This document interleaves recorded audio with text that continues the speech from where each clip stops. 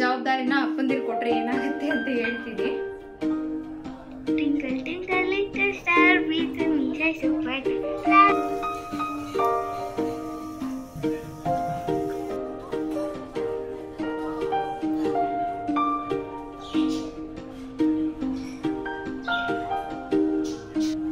Tasty pepper chicken gravy ready. Hi friends, namaste, welcome to my channel Pavithrabeautyvlog. ನಾನು ಪವಿತ್ರ. ಇವತ್ತಿನ ವ್ಲಾಗ್ನ ಶುರು ಮಾಡ್ತಾ ಇದ್ದೀನಿ. ಇವತ್ತು ಮಂಡೇ ವ್ಲಾಗ್. ಮಾವಿನಕಾಯಿ ಉಪ್ಪಿನಕಾಯಿ ಹಾಕೋಣ ಅಂತ ಹೇಳ್ಬಿಟ್ಟೆಲ್ಲ ರೆಡಿ ಮಾಡ್ಕೊತಾ ಇದೆ. ಸರಿ ಹಾಗೆ ವ್ಲಾಗ್ ಶುರು ಮಾಡ್ಕೊಳ್ಳೋಣ, ವ್ಲಾಗ್ ಜೊತೆಗೆ ಆಗತ್ತೆ ಅಂತ ಹೇಳ್ಬಿಟ್ಟು ಇವತ್ತಿನ ವ್ಲಾಗ್ನ ಕೂಡ ಶುರು ಮಾಡ್ತಾ ಇದ್ದೀನಿ. ಖಂಡಿತ ಈ ವ್ಲಾಗ್ ನಿಮಗೆ ಇಷ್ಟ ಆಗುತ್ತೆ ಅಂತ ಅನ್ಕೊಂತೀನಿ. ಇಷ್ಟ ಆದರೆ ಪ್ಲೀಸ್ ಲೈಕ್ ಮಾಡಿ, ಚಾನಲ್ನ ಸಬ್ಸ್ಕ್ರೈಬ್ ಮಾಡ್ಕೊಳ್ಳಿ. ಬನ್ನಿ ನೋಡೋಣ ಹೇಗೆ ಮಾಡ್ತೀನಿ ಮಾವಿನಕಾಯಿ ಉಪ್ಪಿನಕಾಯಿ ಅಂತ ಹೇಳ್ಬಿಟ್ಟು. ಊರಿಂದ ಏನೋ ಮಾವಿನಕಾಯಿ ತೊಗೊಂಡ್ಬಂದಿದ್ರು ಅನ್ಸುತ್ತೆ, ಸ್ವಲ್ಪ ಜಾಸ್ತಿ ತೊಗೊಂಡ್ಬಂದ್ಬಿಟ್ಟಿದ್ದಾರೆ. ಸೊ ಹಾಗಾಗಿ ಏನಾದರೂ ಮಾಡೋಂಗಿದ್ರೆ ಮಾಡು ಅಂತ ಅಂದರು. ಅದಕ್ಕೆ ನಾನು ಉಪ್ಪಿನಕಾಯಿ ಆದರೂ ಹಾಕಿದ್ರೆ ತುಂಬ ದಿನ ಇಟ್ಕೋಬೋದಲ್ವಾ, ಅದಕ್ಕೆ ನಾನು ಉಪ್ಪಿನಕಾಯಿ ಹಾಕೋಣ ಅಂತ ಹೇಳ್ಬಿಟ್ಟು ಇವತ್ತು ಉಪ್ಪಿನಕಾಯಿ ಎಲ್ಲ ರೆಡಿ ಮಾಡ್ಕೊಂಡಿದ್ದೆ. ಹಾಗೆ ಬೀಟ್ರೋಟ್ ಹಲ್ವಾ ಮಾಡೋದು ಕೂಡ ತೋರಿಸ್ತೀನಿ. ತುಂಬ ದಿನ ಆಗಿತ್ತು, ನಾವು ಜಾಸ್ತಿ ಕ್ಯಾರೆಟ್ ಹಲ್ವಾ ಮಾಡ್ತೀವಿ, ಬೀಟ್ರೋಟ್ ಹಲ್ವಾ ಮಾಡಲ್ಲ. ಇವತ್ತು ಬೀಟ್ರೋಟ್ ಹಲ್ವಾ ಮಾಡೋಣ ಅಂತ. ಸೊ ಬನ್ನಿ ವಿಡಿಯೋ ಶುರು ಮಾಡೋಣ. ಇವತ್ತಿನ ವ್ಲಾಗ್ ಮಧ್ಯಾಹ್ನದಿಂದ ಶುರು ಮಾಡ್ತಾ ಇದ್ದೀನಿ. ನೋಡೋಣ ಹೇಗೆ ಹೋಗುತ್ತೆ ಅಂತ ಹೇಳ್ಬಿಟ್ಟು.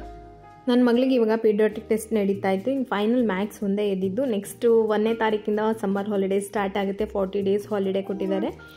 ಹಾಗೆ ನನ್ನ ಪಾಪು ಜೊತೆ ಸ್ವಲ್ಪ ಹೊತ್ತು ಟೈಮ್ ಸ್ಪೆಂಡ್ ಮಾಡ್ತಾ ಇದ್ದು. ನನ್ನ ಮಗಳು ಓದಿದೆಲ್ಲ ಆದಮೇಲೆ ಇಷ್ಟೆಲ್ಲ ಮಾಡೋಷ್ಟರಲ್ಲಿ ಸಂಜೆ ಆಗೇ ಹೋಯಿತು.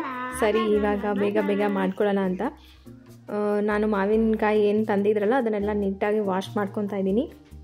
ಯಾವ ಥರ ಮಾವಿನಕಾಯಿ ಅಂತ ಹೇಳಿದ್ರೆ ಹುಳಿ ಇರುತ್ತಲ್ಲ, ಆ ಥರ ಮಾವಿನಕಾಯಿ ಯೂಸ್ ಮಾಡಿದ್ರೆ ಚೆನ್ನಾಗಿರುತ್ತೆ. ಆದರೆ ನಾನು ಊರಿಂದ ತೊಗೊಂಬಂದಿದ್ದು ಸ್ವಲ್ಪ ಲೈಟಾಗಿ ಸ್ವೀಟ್ ಕೂಡ ಇರುತ್ತೆ, ನೋ ಪ್ರಾಬ್ಲಮ್ ಅಂತ ಹೇಳ್ಬಿಟ್ಟು ನಾನು ಮಾಡ್ತಾಯಿದ್ದೀನಿ. ಏನಾಗಲ್ಲ, ಅದು ಸ್ವಲ್ಪ ಹುಳಿ ಸಿಹಿ ಥರ ಉಪ್ಪಿನಕಾಯಿ ಚೆನ್ನಾಗಿರುತ್ತೆ, ತುಂಬ ಹುಳಿನೂ ಇರಲ್ಲ.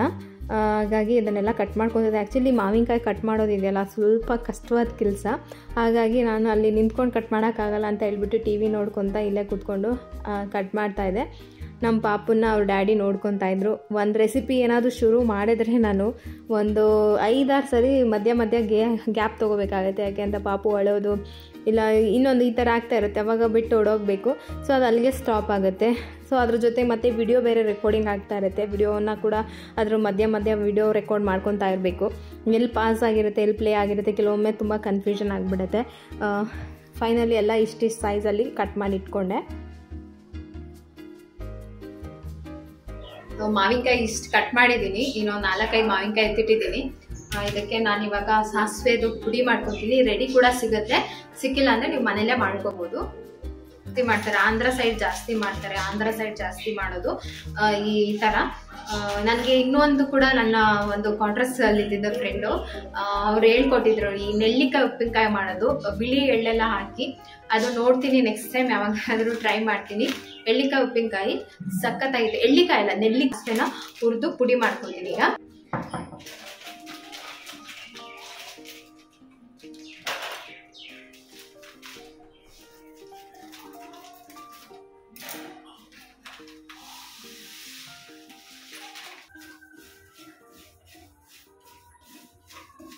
ಈಗ ನಾನು ಸಾಸಿವೆನ ಫ್ರೈ ಮಾಡ್ಕೊತಾ ಇದ್ದೀನಿ. ಚೆನ್ನಾಗಿ ಒಂಥರ ಚಟ್ಪಟ ಅನ್ನುತ್ತಲ್ಲ ಅಲ್ಲಿವರೆಗೂ ಫ್ರೈ ಮಾಡಿಬಿಟ್ಟು ಮಿಕ್ಸರಲ್ಲಿ ಹಾಕಿ ಪೌಡರ್ ಮಾಡ್ಕೊಳ್ಳೋದು. ಸಾಸಿವೆ ಪುಡಿ ಅಂತ ಹೇಳ್ತಾರೆ.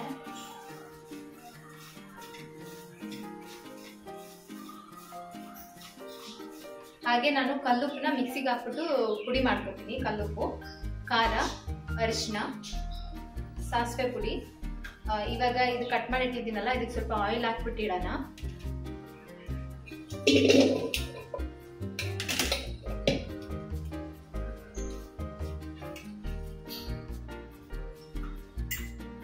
ಇದಕ್ಕೆ ಸ್ವಲ್ಪ ಆಯಿಲ್ ಹಾಕೋಣ. ಕುಕಿಂಗ್ ಆಯಿಲ್ ಹಾಕ್ಬೋದು.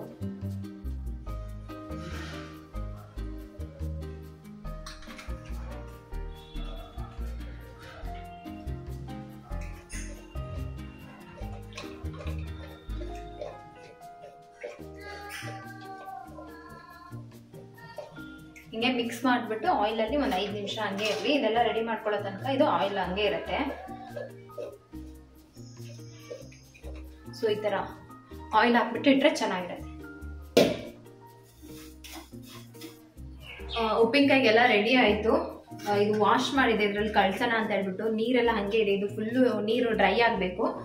ಸ್ವಲ್ಪ ನೀರು ಉಳ್ಕೊಂಡ್ರೂ ಉಪ್ಪಿನಕಾಯಿ ಕೆಟ್ಟೋಗ್ಬಿಡತ್ತೆ. ಅದು ಡ್ರೈ ಆಗಲಿ. ಅಷ್ಟರಲ್ಲಿ ಪೈನಾಪಲ್ ಇತ್ತು, ಒಂದು ಜ್ಯೂಸ್ ಏನಾದರೂ ಮಾಡ್ಕೊಂಡು ಕೂಡ ಪೈನಾಪಲ್ ಇಟ್ಟು ಜ್ಯೂಸ್ ಕುಡಿಬೋದು.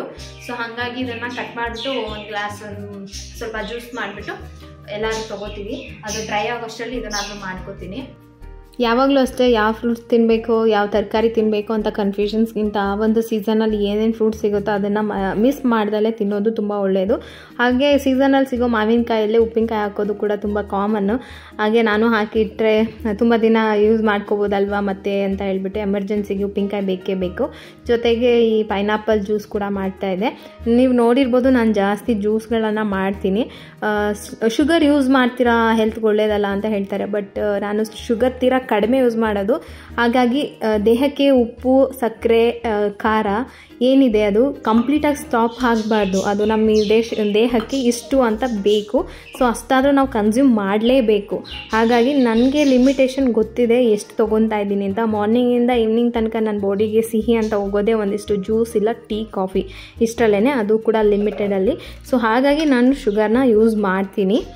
ಸೊ ನನಗೇನು ಪ್ರಾಬ್ಲಮ್ ಆಗಿಲ್ಲ. ನಾನು ಹೇಳೋದು ಸಿಹಿನ ತುಂಬ ತಿನ್ನೋದು ಒಳ್ಳೆಯದಲ್ಲ, ಉಪ್ಪನ್ನು ತುಂಬ ತಿನ್ನೋದು ಒಳ್ಳೆಯದಲ್ಲ.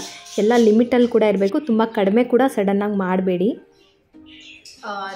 ತುಂಬ ಚೆನ್ನಾಗಿರುತ್ತೆ, ಟೇಸ್ಟಿಯಾಗಿದೆ. ಮನೇಲಿ ಈ ಥರ ಜ್ಯೂಸ್ನ ಎಕ್ಸ್ಟ್ರಾ ಈ ಥರ ಮಾಡಿ ನೀವು ಸ್ಟೋರ್ ಮಾಡಿ ಇಟ್ಕೊಂಡ್ರೆ ಯಾವಾಗ ಬೇಕಾದರೂ ಜ್ಯೂಸ್ನ ಮಾಡ್ಕೊಂಡು ಕುಡಿಬೋದು.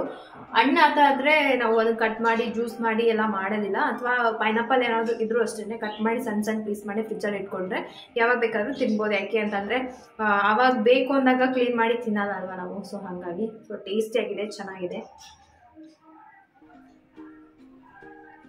ಸೂಪರ್ ಆಗಿದೆ. ಕಾಮನ್ ಆಗಿ ಸಿಂಪಲ್ಲಾಗಿ ಕೂಡ ಉಪ್ಪಿನಕಾಯಿನ ಮಾಡ್ತಾರೆ. ಬರೀ ಬೆಳ್ಳುಳ್ಳಿ, ಉಪ್ಪು, ಖಾರ ಎಲ್ಲ ಮಿಕ್ಸ್ ಮಾಡಿ ಮಾಡ್ತಾರೆ. ಅದು ಕೂಡ ಮಾಡ್ಕೋಬೋದು. ನಾನಿಲ್ಲಿ ಸ್ವಲ್ಪ ಜಾಸ್ತಿ ಮಾಡಿರೋದ್ರಿಂದ ಸುಮ್ಮನೆ ಹಾಗೆ ನಿಮ್ಮ ಜೊತೆ ಶೇರ್ ಮಾಡ್ಕೊತಾ ಇದ್ದೀನಿ. ನಾನೇನು ಉಪ್ಪಿನಕಾಯಲ್ಲಿ ಎಕ್ಸ್ಪರ್ಟ್ ಅಲ್ಲ, ಜಸ್ಟ್ ಹಾಗೆ. ಇದರಲ್ಲಿ ನಾನು 150 ಗ್ರಾಮಷ್ಟು ಖಾರದ ಪುಡಿ ತೊಗೊಂಡಿದ್ದೆ. ಅಂದರೆ 100 ಗ್ರಾಮ್ ಬಂದುಬಿಟ್ಟು ಕಲರ್ ಆಗೋದಕ್ಕೆ, ಮತ್ತು ಇನ್ನೊಂದು 50 ಗ್ರಾಮ್ ಖಾರಕ್ಕೆ, ಸ್ಪೈಸಿಗೆ. ಅದರಲ್ಲಿ ಸ್ವಲ್ಪ ಅಂದರೆ ಉಪ್ಪು ಕಡಿಮೆ ಹಾಕಿ, ತೀರಾ ಜಾಸ್ತಿ ಹಾಕೋಕೆ ಹೋಗ್ಬಿಡಿ. ಯಾಕೆಂದರೆ ಉಪ್ಪಿನಕಾಯಿ ಆದಮೇಲೆ ಬೇಕಾದ್ರೆ ಒಂಚೂರು ಅಡ್ಜಸ್ಟ್ ಮಾಡ್ಕೋಬೋದು. ಉಪ್ಪೇನಾದರೂ ಕಡಿಮೆ ಇದ್ದರೆ, ಜಾಸ್ತಿ ಆಗ್ಬಿಟ್ರೆ ತುಂಬ ಚೆನ್ನಾಗಿರಲ್ಲ. ಅದಕ್ಕೆ 1-2 ಸ್ಪೂನಷ್ಟು ಚಿಕ್ಕ ಸ್ಪೂನಲ್ಲಿ ಮೆಂತ್ಯ ಕಾಳು, ಕಲ್ಲರ್ಗೆ ಅಂತ ಹೇಳ್ಬಿಟ್ಟು ಒಂದು ಸ್ವಲ್ಪ ಅರಿಶಿಣ ಹಾಕ್ಕೊಂಡಿದ್ದೀನಿ. ಬೆಳ್ಳುಳ್ಳಿಯನ್ನು ಸುಲಿದು ಹಾಕಿದ್ದೀನಿ. ಅದನ್ನು ಸ್ವಲ್ಪ ವಾಶ್ ಮಾಡಿಕೊಂಡೆ. ಸೊ ಹಾಗಾಗಿ ಫುಲ್ಲು ನೀರನ್ನು ಡ್ರೈ ಮಾಡಿದೆ, ಇಲ್ಲಾಂತಂದರೆ ಉಪ್ಪಿನಕಾಯಿ ಕೆಟ್ಟೋಗ್ಬಿಡುತ್ತಲ್ವ. ಸೊ ಹಾಗಾಗಿ ಇದು ಇಷ್ಟು. ಜೊತೆಗೆ ನಾನು ಒಂದು ಇಲ್ಲಿ ತೋರ್ಸೋದು ಮಿಸ್ ಆಗಿಬಿಟ್ಟಿದೆ. ಆಗಲೇ ನಾನು ಸಾಸಿವೆ ರುಬ್ಬಿಟ್ಕೊಂಡೆ ಅಲ್ವ, ಅದನ್ನು ಒಂದು 8 ಟೇಬಲ್ ಸ್ಪೂನಷ್ಟು ಸಾಸಿವೆ ಪುಡಿಯನ್ನು ಹಾಕ್ಕೋಬೇಕು. ಅದು ತುಂಬ ಘಮ ಸಖತ್ತಾಗಿ ಬರುತ್ತೆ, ಚೆನ್ನಾಗಿರುತ್ತೆ ಟೇಸ್ಟು.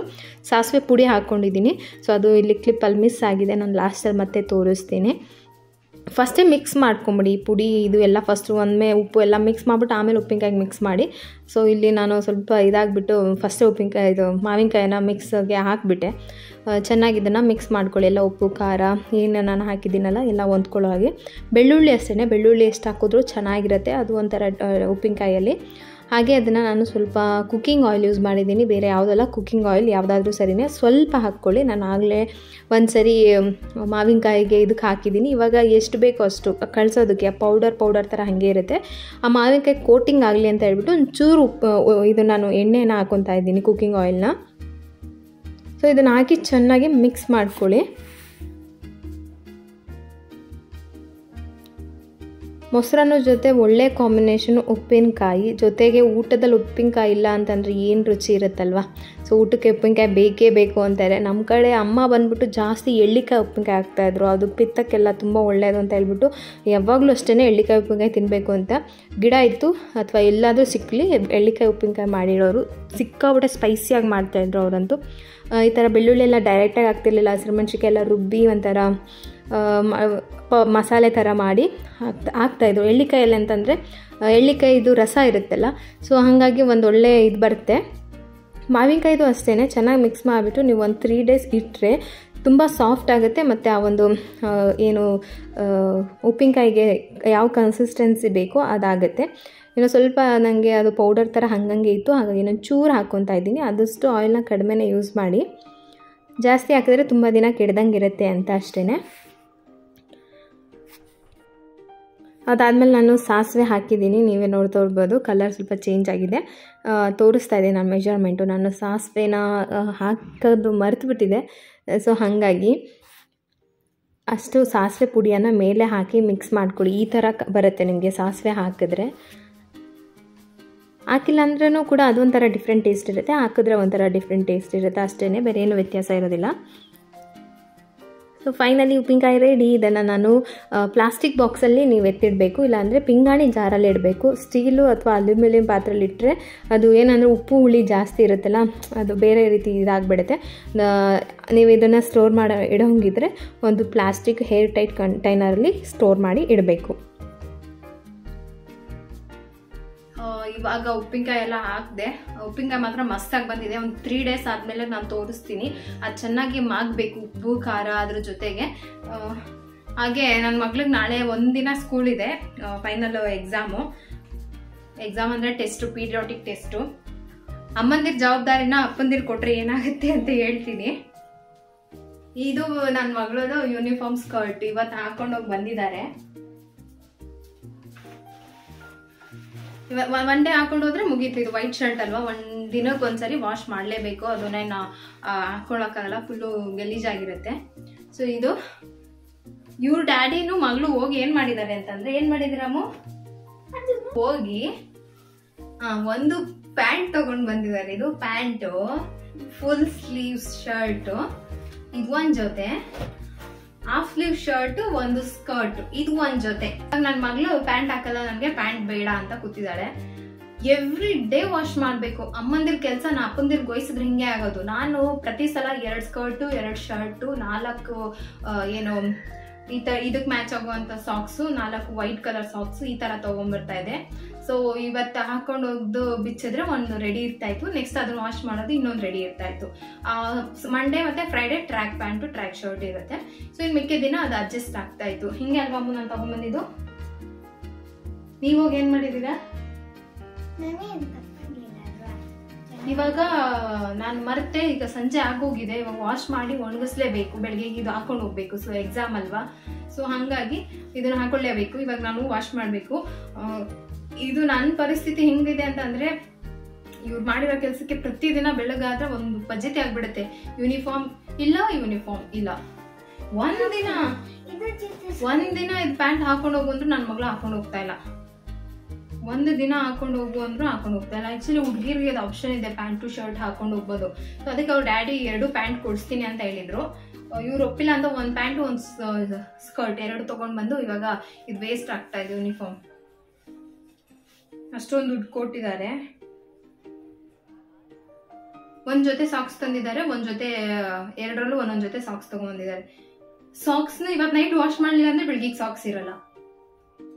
ಹಿಂಗ್ ಪಜಿತಿ ಆಗ್ತಾ ಇದೆ ಅಂದ್ರೆ ನನಗೆ ನಿಜವಾಗ್ಲೂ. ಸೊ ಅದಕ್ಕೆ ನಾನು ಹೇಳಿದ್ದೀನಿ, ಹೋದ್ರೆ ಹೋಗುತ್ತೆ, ಇನ್ನೇನ್ ಮಾಡಕ್ಕಾಗುತ್ತೆ, ಇನ್ನೊಂದ್ ಜೊತೆ ತಗೊಂಡ್ ಬಂದ್ಬಿಡು ಈ ಸ್ಕರ್ಟ್ ಮತ್ತು ಶರ್ಟ್ನ ಅಂತ. ಸೊ ಇವಾಗ ನಾನು ಸರ್ಪೆಲ್ಲ ಹಾಕಿ ಆದಷ್ಟು ಚೆನ್ನಾಗಿ ಸ್ಕ್ವೀಸ್ ಮಾಡಿಬಿಟ್ಟು ಒಣಗಾಕ್ತೀನಿ. ನನ್ನ ಟೈಮ್ ನೋಡಿ ವಾಷಿಂಗ್ ಮಿಷಿನ್ ಕೂಡ ಕೆಟ್ಟೋಗಿದೆ, ಅದರಲ್ಲೂ ಕೂಡ ವಾಶ್ ಮಾಡೋಕ್ಕಾಗ್ತಾ ಇಲ್ಲ. ನೆನ್ನೆನೇ ವಾಷಿಂಗ್ ಮಿಷಿನ್ ಹಾಳಾಯಿತು. ಸೊ ಅದನ್ನು ರಿಪೇರಿ ಮಾಡಿಸೋ ತನಕ ಸ್ವಲ್ಪ ಕಷ್ಟನೇ, ಗೊತ್ತಿಲ್ಲ ಹೆಂಗಾಗುತ್ತೆ ಅಂತ. ಅದು ರಿಪೇರಿ ಮಾಡೋ ತನಕ ಕಾಯಕ್ಕೆ ಹೋದರೆ ಬಟ್ಟೆಗಳು ಲಾಟ್ ಆಗುತ್ತೆ. ಇವ್ರು ಮಾಡೋ ಕೆಲಸ ಹಿಂಗೆ ನಗೋದು ಬೇರೆ. ಇವಾಗ ನಾನು ಹೋಗಿ ವಾಷಿಂಗ್ ಹಾಕ್ತೀನಿ, ಅದಾದ್ಮೇಲೆ ಕುಕಿಂಗ್ ಏನಾದರೂ ಮಾಡಬೇಕು. ಕುಕಿಂಗ್ ಏನೂ ಇಲ್ಲ, ಇವಾಗ ಅಡುಗೆ ಮಾಡಬೇಕು. ಇದು ಓಲ್ಡ್ ಸ್ಕರ್ಟ್ ನಾನು ತಗೊಂಡ್ ಬಂದಿದ್ದು ಫಸ್ಟ್ ಸ್ಟ್ಯಾಂಡರ್ಡ್ ಅಲ್ಲಿ. ಫುಲ್ಲು ಶಾರ್ಟ್ ಆಗ್ಬಿಟ್ಟಿದೆ ಮತ್ತೆ ಫುಲ್ ಟೈಟ್ ಆಗ್ಬಿಟ್ಟಿದೆ, ಆಗಲ್ಲ ಇದೇನು ಮಾಡಿದ್ರು ಹಾಕೋದಕ್ಕೆ. ಒಂದಿನಾನು ಎಮರ್ಜೆನ್ಸಿಗೂ ಹಾಕಕ್ಕಾಗಲ್ಲ, ಅಷ್ಟು ಟೈಟ್ ಆಗ್ಬಿಟ್ಟಿದೆ. ಹಾಕು ನೋಡಮ್ಮ, ಆಗುತ್ತಾ? ನೆಕ್ಸ್ಟ್ ಟೈಮ್ ಹೋದಾಗ ಒಂದು ಸ್ವೆಟರ್ ಮತ್ತೆ ಈ ತರ ಇನ್ನೊಂದು ಸ್ಕರ್ಟು. ಈ ಸ್ಕರ್ಟ್ನ ಎಷ್ಟು ದೊಡ್ಡ ತಂದಿದ್ದಾರೆ ಅಂತ ಅಂದ್ರೆ ಸದ್ಯಕ್ಕೆ ಈಗಂತೂ ಆಗಲ್ಲ. ನನ್ನ ಮಗಳಿಗೆ ಅಷ್ಟು ದೊಡ್ಡ ತಂದಿದ್ದಾರೆ. ಮುಂದಾಲೋಚನೆ ಇರಬೇಕು, ಇಷ್ಟೊಂದು ಇರಬಾರ್ದು. ಮನೆಯವ್ರದ್ದು ಅಷ್ಟು ಮುಂದಾಲೋಚನೆ. ಈ ಶರ್ಟಲ್ಲಿ ಮುಳುಗೋಗ್ತಾಳೆ ನನ್ನ ಮಗಳು. ಓಕೆ ಫ್ರೆಂಡ್ಸ್, ಈಗ ನಾನು ಇದು ವಾಷಿಂಗ್ ಹಾಕ್ತೀನಿ. ಸೊ ಈ ಥರ ಎಲ್ಲರ ಮನೇಲಿ ಎಕ್ಸ್ಪೀರಿಯನ್ಸ್ ಆಗಿರ್ಬೋದು. ಅಪ್ಪಂದಿರ ಕೈಗೆ ಏನಾದರೂ ಜವಾಬ್ದಾರಿ ಕೊಟ್ಟರೆ ಈಗ ಮೇಲೆ ಕೆಳಗೆ ಆಗೋದಂತೂ ಗ್ಯಾರಂಟಿ. ಅದಕ್ಕೆ ಹೇಳೋದು ಅಮ್ಮನ ಸ್ಥಾನಕ್ಕೆ ಯಾರು ಬರೋಕ್ಕಾಗಲ್ಲ. ಗೊತ್ತಾಯ್ತಾ? ಅಮ್ಮನ ಸ್ಥಾನಕ್ಕೆ ಯಾರು ಬರೋಕ್ಕಾಗಲ್ವಂತೆ. ಇವಾಗ ನಾನು ಪಟಾಪಟ್ ಅಂತ ಇದನ್ನು ವಾಶ್ ಮಾಡಿ ಚೆನ್ನಾಗಿ ಹಿಂಡ್ಬಿಟ್ಟು ಒಣಗಾಕ್ತೀನಿ. ನೋಡೋಣ ನೈಟು ಒಂದು 10 ಗಂಟೆ ಆದ್ಮೇಲೆ ಫ್ಯಾನ್ ಕೆಳಗಡೆ ಹಾಕಿದ್ರೆ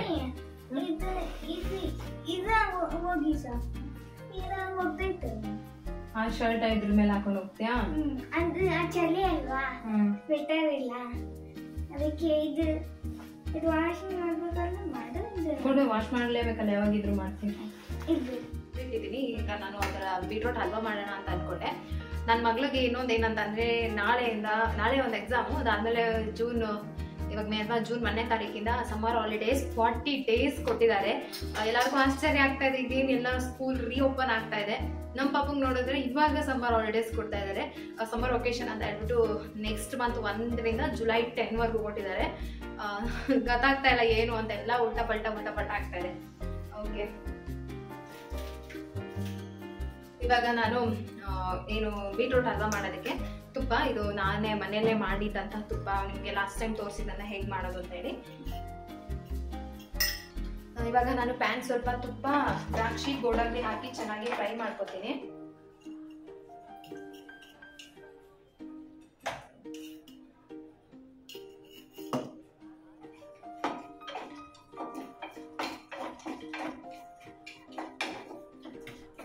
ದ್ರಾಕ್ಷಿ ಗೋಡಂಬಿ ಎಲ್ಲ ಸಣ್ಣ ಕಟ್ ಮಾಡಿ ಇಟ್ಟಿದ್ದೀನಿ ನಾನು.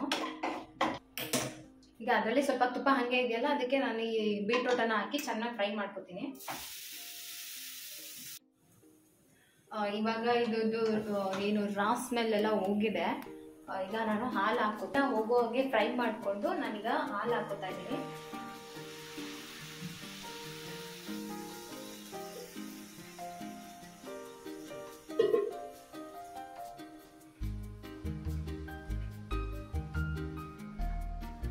ನಾನು ನಿಮ್ಗೆ ಆಗಲೇ ಹೇಳ್ದಂಗೆ ಕ್ಯಾರೆಟ್ ಹಲ್ವಾ ಯಾವ ಪ್ರೊಸೀಜರಲ್ಲಿ ಮಾಡ್ತೀವೋ ಅದೇ ಥರ ಮಾಡೋದು. ಇದಕ್ಕೆ ಬೇಕಂದರೆ ತೆಂಗಿನಕಾಯಿ ಯೂಸ್ ಮಾಡ್ತಾರೆ, ನಾನಿಲ್ಲಿ ತೆಂಗಿನಕಾಯಿ ಹಾಕಿಲ್ಲ. ತೆಂಗಿನಕಾಯಿ ಹಾಕಿದ್ರೆ ಬೇಗ ಖಾಲಿ ಮಾಡಿಬಿಡಬೇಕು. ಹಾಗೆ ಇದ್ದರೆ ನೀವು ಸ್ವಲ್ಪ ಒಂದು 7 ಡೇಸ್ವರೆಗೂ ಆರಾಮಾಗಿ ಇಟ್ಕೊಂಡು ತಿನ್ಬೋದು. ನೋಡಿ, ಇದು ಹಾಲೆಲ್ಲ ಫುಲ್ಲು ಡ್ರೈ ಆದಮೇಲೆ ಈಗ ಸಕ್ಕರೆ ಹಾಕ್ಕೊತಾ ಇದ್ದೀನಿ. ಸಕ್ಕರೆನೂ ಅಷ್ಟೇ, ಅದು ಈ ಒಂದು ಹದದಲ್ಲಿ ಸಕ್ಕರೆ ಹಾಕ್ಕೋಬೇಕು. ಈಗ ಮತ್ತೆ ಸಕ್ಕರೆ ಮೆಲ್ಟ್ ಆಗಿ ಆ ಹಲ್ವಾ ಜೊತೆ ಗಟ್ಟಿ ಆಗುತ್ತೆ. ಹಲ್ವಾ ಕನ್ಸಿಸ್ಟೆನ್ಸಿ ಏನಿದೆ ಅಲ್ವಾ, ಒಂದು ಸಾಫ್ಟಾಗಿ ಬರುತ್ತೆ, ಆ ಥರ ಬರುತ್ತೆ. ಸಖತ್ ಟೇಸ್ಟು, ಹೆಲ್ತ್ಗೂ ಕೂಡ ಒಳ್ಳೆಯದು. ಶುಗರ್ ಅನ್ನೋದು ಬಿಟ್ಟರೆ ಹೆಲ್ತ್ಗೆ ಬೀಟ್ರೋಟ್ ತುಂಬ ಒಳ್ಳೆಯದು. ಸೊ ನೀವು ಟ್ರೈ ಮಾಡಿ, ತುಂಬ ಚೆನ್ನಾಗಿರುತ್ತೆ, ಡಿಫ್ರೆಂಟ್ ಆಗಿರುತ್ತೆ. ಸೊ ಇವಾಗ ನಾನು ಅದಕ್ಕೆ ಈಗ ದ್ರಾಕ್ಷಿ, ಗೋಡಂಬಿ, ಬಾದಾಮಿ ಏನು ಫ್ರೈ ಮಾಡಿಟ್ಟಿದ್ನಲ್ಲ ಅದನ್ನು ಹಾಕ್ಕೋತಾ ಇದ್ದೀನಿ. ಅರ್ಧ ಮಾತ್ರ ಹಾಕ್ಕೋತೀನಿ, ಇನ್ನು ಅರ್ಧ ಹಾಗೆ ಎತ್ತಿಟ್ಕೋತೀನಿ. ಅದನ್ನು ಸರ್ವ್ ಮಾಡ್ತೀವಲ್ಲ ಆವಾಗ ಮೇಲೆ ಹಾಕಿ ಕೊಟ್ಟರೆ ಒಂದು ಕ್ರಿಸ್ಪಿಯಾಗಿ ತಿನ್ನೋದಕ್ಕೆ ಇನ್ನೂ ಚೆನ್ನಾಗಿರುತ್ತೆ. ಇದನ್ನು ನೀವು ಆಲ್ಮೋಸ್ಟ್ ಒಂದು 7 ಡೇಸ್ವರೆಗೂ ಇಟ್ಕೊಂಡು ತಿನ್ಬೋದು, ತೆಂಗಿನಕಾಯಿ ಹಾಕಬೇಡಿ. ಹಲ್ವಾ ರೆಡಿ. ಹಲ್ವಾ ರೆಸಿಪಿ ತುಂಬ ಚೆನ್ನಾಗಿರುತ್ತೆ, ಟ್ರೈ ಮಾಡಿ. ಸ್ವಲ್ಪ ಡಿಫ್ರೆಂಟಾಗಿ ಏನಾದರೂ ಬೇಕು ಅಂದಾಗ ಇದು ಫುಲ್ಲಾಗಿ ತಣ್ಣಗಾದ್ಮೇಲೆ ತಿನ್ನೋಕ್ಕೆ ಚೆನ್ನಾಗಿರುತ್ತೆ, ಬಿಸಿಲು ತಿನ್ನೋಂಗಿಲ್ಲ. ಸ್ವಲ್ಪ ಡ್ರೈ ಫ್ರೂಟ್ಸ್ನ ಹಾಗೆ ಎತ್ತಿಟ್ಟಿದ್ದೀನಿ, ಏನು ಸರ್ವ್ ಮಾಡಬೇಕಾದ್ರೆ ಸ್ವಲ್ಪ ಮೇಲೆ ಹಾಕಿ ಕೊಡೋಕ್ಕೆ. ಇಲ್ಲಿ ನಾನು ಪೆಪ್ಪರ್ ಚಿಕನ್ ಗ್ರೇವಿ ಮಾಡೋಣ ಅಂದ್ಕೊಂಡಿದ್ದೀನಿ. ಪೆಪ್ಪರ್ ಚಿಕನ್ ಅಂದರೆ ಇವಾಗ ರೈಸ್ಗೆ ಏನೂ ಇಲ್ಲ, ರೈಸ್ ಮಾಡ್ತಾ ಇದ್ದೀನಿ. ಪೆಪ್ಪರ್ ಡ್ರೈ ಮಾಡಿದ್ರೆ ರೈಸಲ್ಲಿ ತಿನ್ನೋಕ್ಕಾಗಲ್ಲ. ಸೊ ಹಾಗಾಗಿ ಪೆಪ್ಪರ್ ಚಿಕನ್ ಸ್ವಲ್ಪ ಲೈಟಾಗಿ ಕರಿ ಪೆಪ್ಪರ್ ಚಿಕನ್ ಥರ ಮಾಡೋಣ ಅಂತ ಹೇಳ್ಬಿಟ್ಟು ಪೆಪ್ಪರ್ನ ಫ್ರೈ ಮಾಡಿ ಇಟ್ಟಿದ್ದೀನಿ ಚಿಕನ್ನ. ಇಲ್ಲಿಗೆ ಕರಿಗೆ ಸ್ವಲ್ಪ ಇದು ಮಾಡ್ತಾ ಇದ್ದೀನಿ, ಮಸಾಲೆ ಎಲ್ಲ ರೆಡಿ ಮಾಡಿದ್ದೀನಿ. ಇವತ್ತು ರೆಸಿಪಿ ಜಾಸ್ತಿ ಆಯಿತು. ನೆಕ್ಸ್ಟ್ ಟೈಮ್ ಯಾವಾಗಾದ್ರೂ ನಾನು ಈ ಒಂದು ರೆಸಿಪಿನ ಶೇರ್ ಮಾಡ್ಕೊತೀನಿ. ನನ್ನ ಮಗಳು ನಾನ್ ವೆಜ್ ತಿನ್ನಲ್ಲ ಜಾಸ್ತಿ, ಸೊ ಹಾಗಾಗಿ ಅವರು ಸ್ವೀಟು ಸ್ವಲ್ಪ ಫ್ರೂಟ್ಸಲ್ಲೇ ಮಲ್ಕೊಂಡ್ಬಿಡ್ತಾರೆ. ನಾನು ಇದು ನಮ್ಮ ಇಬ್ಬರಿಗಾಗತ್ತೆ, ನನ್ನ ಹಸ್ಬೆಂಡ್ಗೆ ನನಗೆ ರೈಸ್ ಜೊತೆಗೆ. So tasty pepper chicken gravy ready. 1 ಟೈಮ್ಗೆ ರೈಸ್ಗೆ ಕೂಡ ಆಗುತ್ತೆ. ನಾನು ನೆಕ್ಸ್ಟ್ ಇನ್ನೊಂದ್ಸರಿ ರೆಸಿಪಿಯನ್ನು ಶೇರ್ ಮಾಡ್ಕೋತೀನಿ. ಈಗ ಸದ್ಯಕ್ಕೆ ವ್ಲಾಗ್ ತುಂಬ ಲೆಂತ್ ಆಗುತ್ತೆ, ಹಾಗಾಗಿ ಶೇರ್ ಮಾಡ್ಕೊಂಡಿಲ್ಲ. ರೈಸ್ಗೆ ಇಟ್ಟಿದ್ದೀನಿ. ಸೊ ಇವತ್ತಿನ ಅಡುಗೆ ರೆಡಿ. ಇಲ್ಲೇ ಎಂಡ್ ಮಾಡ್ತಾ ಇದ್ದೀನಿ. ನಿಮಗೆ ಕೂಡ ಈ ವ್ಲಾಗ್ ಇಷ್ಟ ಆಗಿದೆ ಅಂತ ಅನ್ಕೋತೀನಿ. ರೆಸಿಪೀಸ್ನ ಟ್ರೈ ಮಾಡಿ ಹೇಗಿತ್ತು ಅಂತ ಹೇಳ್ಬಿಟ್ಟು ಕಮೆಂಟಲ್ಲಿ ತಿಳಿಸಿ. ಸೊ ಬೇರೆಯವ್ರಿಗೆ ಕೂಡ ಹೆಲ್ಪ್ ಆಗುತ್ತೆ, ರೆಸಿಪಿ ಚೆನ್ನಾಗಿದೆಯೋ ಇಲ್ವೋ ಅಂತ ಮಾಡಿರೋರು ಹೇಳಿದ್ರೆ ಇನ್ನೊಬ್ರಿಗೂ ಕೂಡ ಗೊತ್ತಾಗುತ್ತೆ, ಅವರು ಕೂಡ ಟ್ರೈ ಮಾಡ್ತಾರೆ ಅಂತ ಹೇಳ್ತಾ ಇವತ್ತಿನ ವ್ಲಾಗ್ನ ಇಲ್ಲೇ ಎಂಡ್ ಮಾಡ್ತಾ ಇದ್ದೀನಿ. ಇವತ್ತಿನ ವ್ಲಾಗ್ ಅಷ್ಟೊಂದೇನು ಮಾಡೋಕ್ಕಾಗಿಲ್ಲ, ನಾನು ಸ್ಟಾರ್ಟ್ ಮಾಡಿದ್ದೆ ಸಂಜೆಯಿಂದ. ಸೊ ಹೋಪ್ ನಿಮಗೆ ಈ ವಿಡಿಯೋ ಇಷ್ಟ ಆಗಿದೆ ಅಂತ ಅನ್ಕೊತೀನಿ. ವಿಡಿಯೋ ಇಷ್ಟ ಆದರೆ ಪ್ಲೀಸ್ ಲೈಕ್ ಮಾಡಿ, ಚಾನಲ್ನ ಸಬ್ಸ್ಕ್ರೈಬ್ ಮಾಡ್ಕೊಳ್ಳಿ ಅಂತ ಹೇಳ್ತಾ ಮತ್ತೊಂದು ವ್ಲಾಗಲ್ಲಿ ಸಿಗೋಣ. ಅಲ್ಲಿವರೆಗೂ ಟೇಕ್ ಕೇರ್, ಬಾಯ್.